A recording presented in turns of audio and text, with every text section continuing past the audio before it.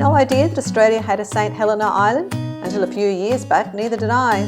During a family celebration in a waterfront restaurant at the Manly Marina in Brisbane, yes, there's a Manly in Brisbane too, not just Sydney, I saw a group of excited schoolchildren getting on a ship called the Cat o' Nine Tails.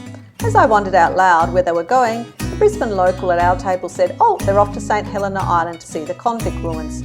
From then on, I was fascinated by the idea of a St Helena Island in Australia, and that there were convict ruins in Brisbane, as you rarely hear of any. A lot of Brisbane, heritage-wise, was bulldozed in the 1970s and 80s. I finally made it to St Helena. The island is now a national park.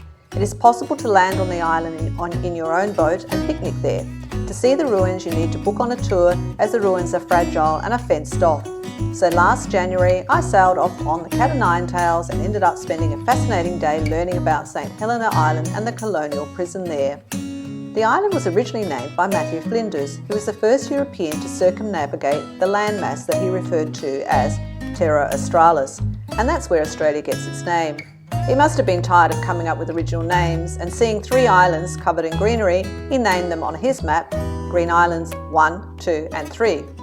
In 1826, an Indigenous man from a nearby larger island was exiled on Green Island number 2 as he was accused of taking an axe. He'd been nicknamed Napoleon by the local colonists as he was seen as a leader.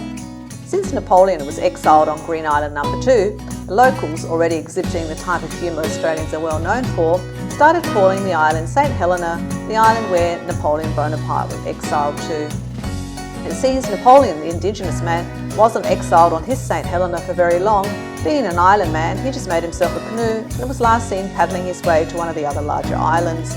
The name St Helena stuck, and in 1867 a high security prison was established on the island for the most hardened prisoners.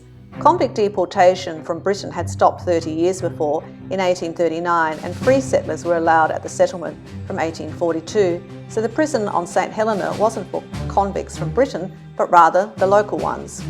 Once on the island, the guides give you some background history. The guides were incredibly knowledgeable, funny and terrific value. Before we got to the actual prison, we first walked around the other sites. The cemetery had 2 separate sections, one for the prisoners and the other for the staff and their families who died on the island.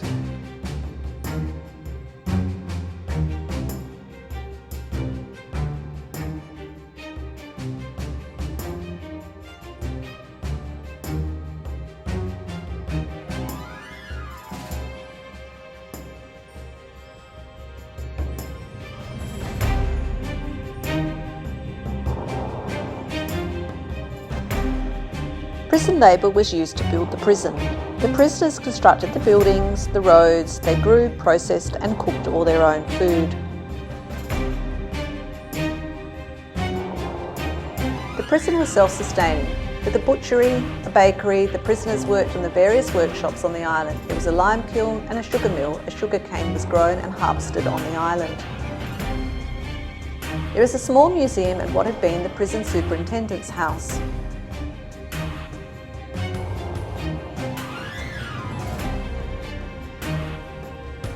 Inside, there's a model of what had been the complete prison. What's left there now is only 7% of the original buildings.